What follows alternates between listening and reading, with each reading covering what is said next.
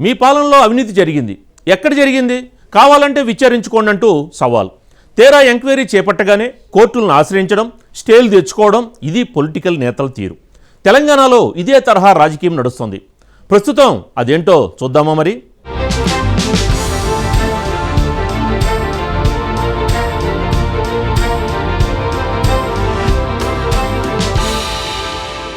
పదేళ్ల పాలనలో అవినీతి అక్రమాలు జరిగాయంటూ అధికార పార్టీ ఆరోపణలు.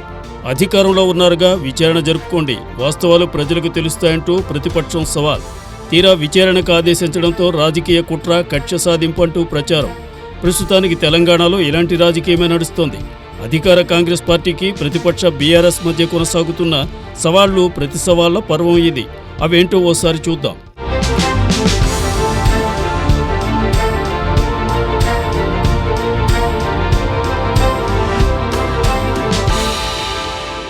కాళేశ్వరం ప్రాజెక్టులో అక్రమాలు జరిగాయని, అందుకే మేడిగడ్డ కుంగిందని కాంగ్రెస్ ప్రభుత్వం ఆరోపణలు.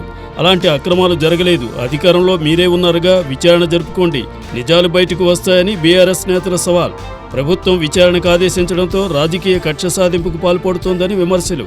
విద్యుత్ కొనుగోలుపై అక్రమాలు జరిగాయంటూ అధికార పక్షం ఆరోపణలు చేయడమే ఆలస్యం. ఏ విచారణకైనా సిద్ధమని ప్రతి సవాల్ చేసిన ప్రధాన ప్రతిపక్షం. ఆపై ప్రభుత్వం విచారణ పేరుతో వేధింపులకు పాల్పడుతోందని గగ్గోలు పెడుతున్నారు.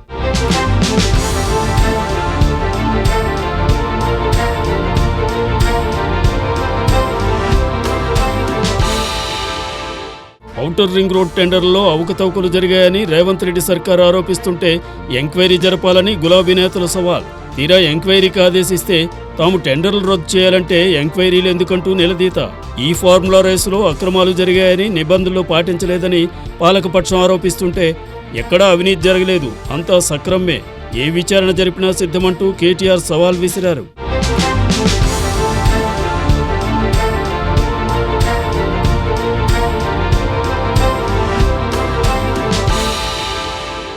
తీరా ఏసీబీ రంగంలోకి దిగ్గానే కోర్టును ఆశ్రయించి అరెస్ట్ నుంచి మినహాయింపు ఇవ్వాలని కోరారు. తప్పులు చేయకుంటే విచారణలు ఎదుర్కోవడానికి ప్రధాన ప్రతిపక్ష నేతలకు ఎందుకంత భయమని పాలకపక్షం ప్రశ్నిస్తుంటే రాజకీయ కక్ష సాధింపులకు పాల్పడుతున్నారని ప్రతిపక్షం ఆరోపిస్తోంది.